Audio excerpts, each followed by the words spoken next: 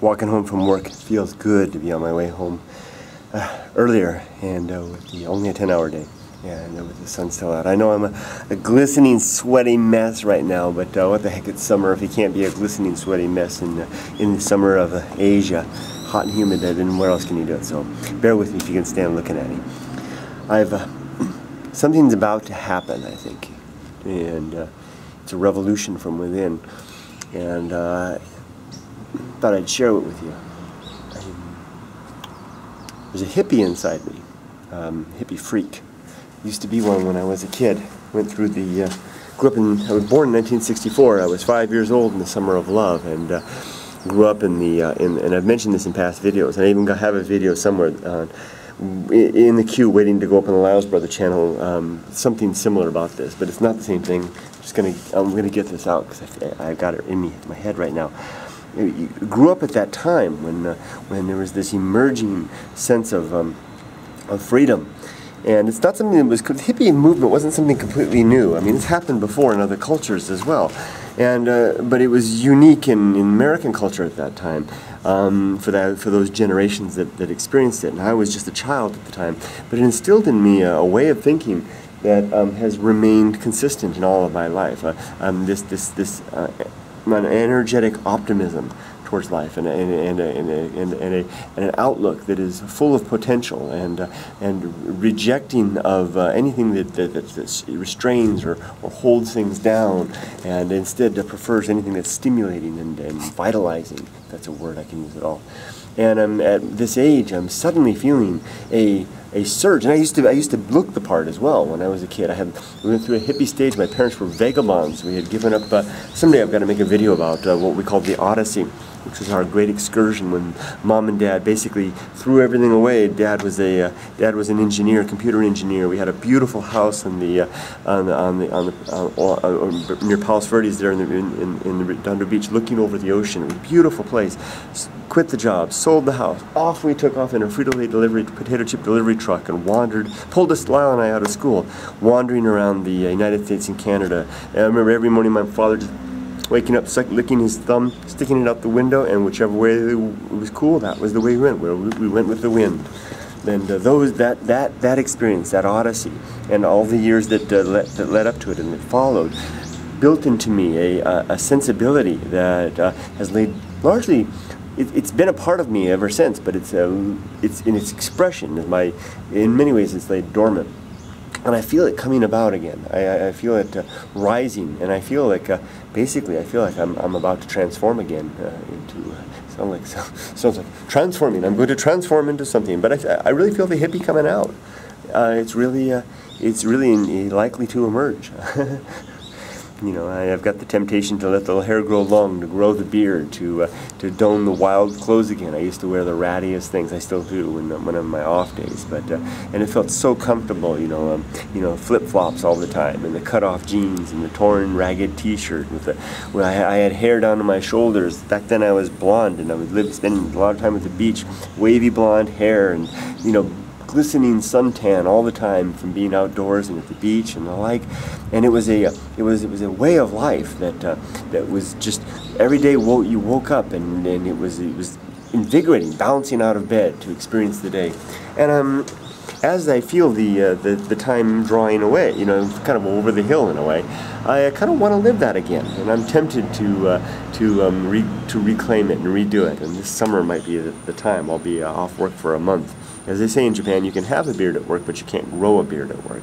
That might be the time to return as a somewhat hippie self. If I do so, I'd have to remain, at least at work, pretty trim. I work at a very conservative religious school, and so I'd have to be pretty trim there. But it doesn't mean I couldn't be wild otherwise. I already asked my wife about this. I said, "What would you think if I went hippie?"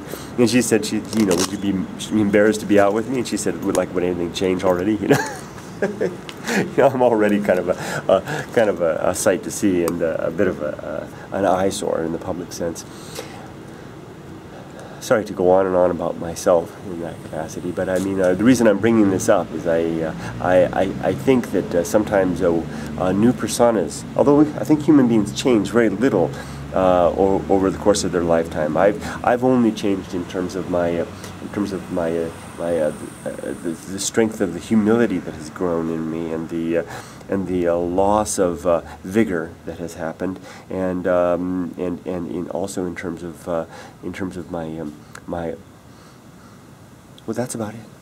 Humility and gained humility and decreased vigor. That defines my maturing process.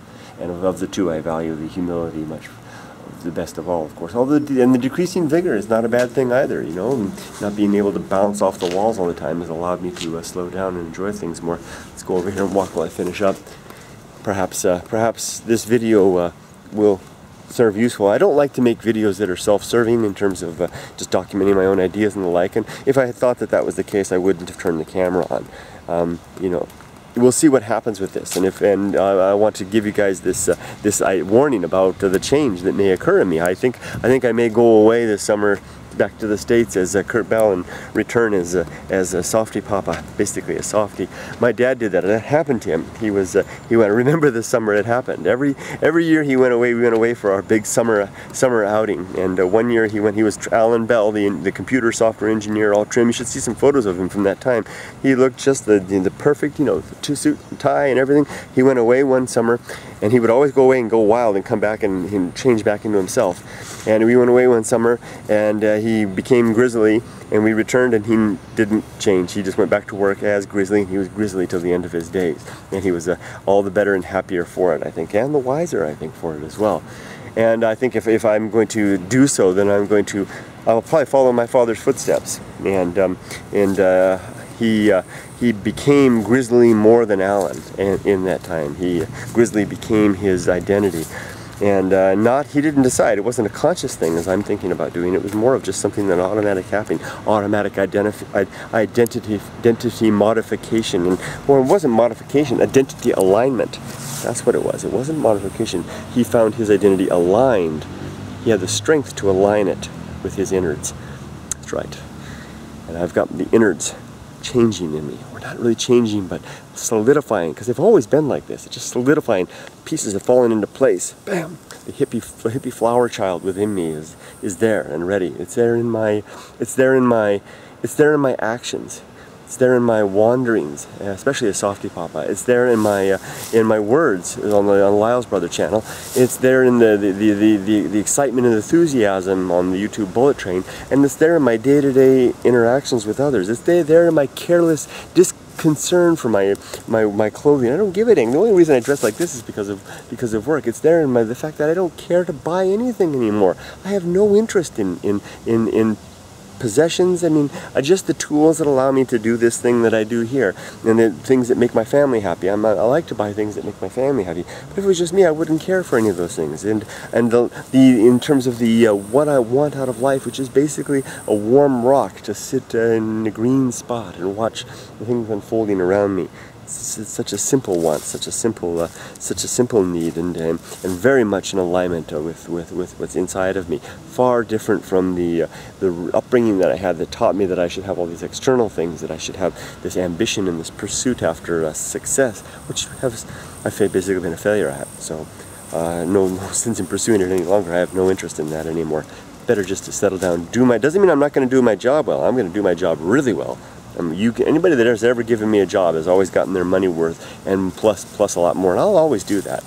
But I think in my off hours, in my private time, and especially in the musings that I have, I'm going to return to the roots that I once knew. And this may be the summer that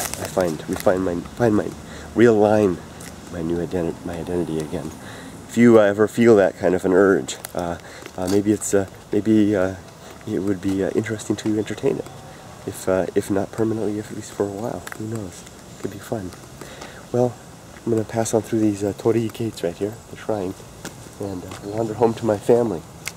Spend a little time, quality time with my wife and my daughter. You know, there's just so little of it.